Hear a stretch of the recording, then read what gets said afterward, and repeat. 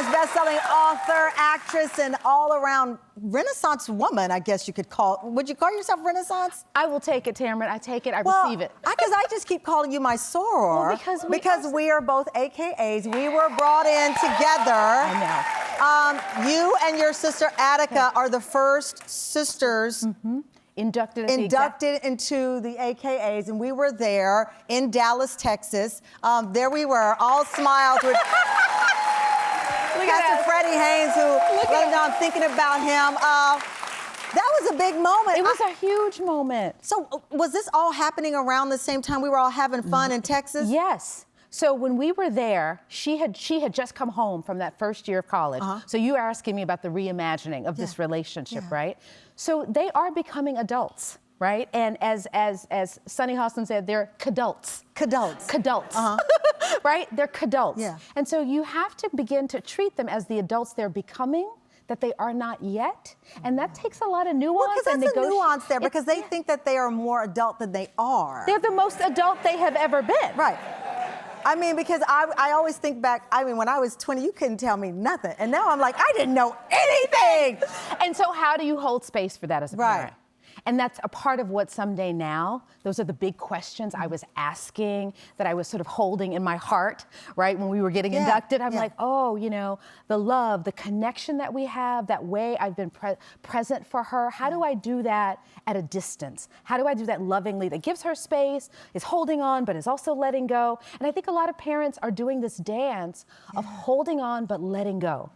And titrating that isn't easy, but we need to acknowledge it and make space for it. I love that. And also, as I said earlier, the revolutionary nature, visionary nature of what you're doing. I want to play a little bit how you capture the sounds of Sicily in this audio book. Let's play it.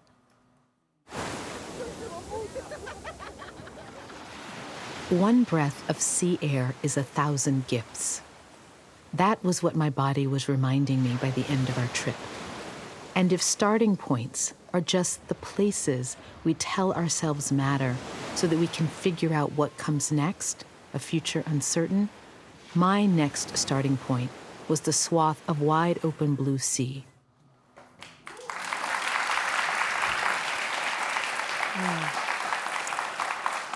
We know what Sicily means to you. It was the home of Sara, your husband. Yes.